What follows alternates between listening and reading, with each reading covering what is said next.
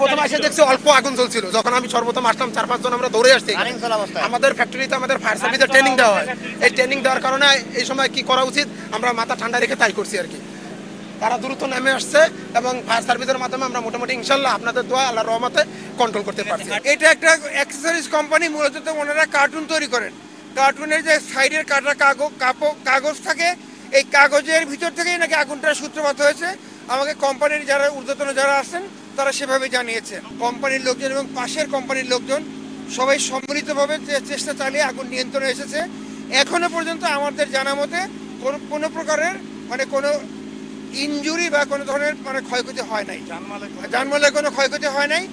কিছু সম্পদের ক্ষয়ক্ষতি হবে, কতটুকু হবে কি হবে এটা আমরা হয়তো আগামীকালকে এটা আমরা মানে নিজেরা এটাকে কোম্পানির মালিকদের সাথে নিয়ে আমরা যৌথ ইনভেন্টরি করে বুঝতে পারবো যে কি পরিমাণ সম্পদের ক্ষতি হয়েছে।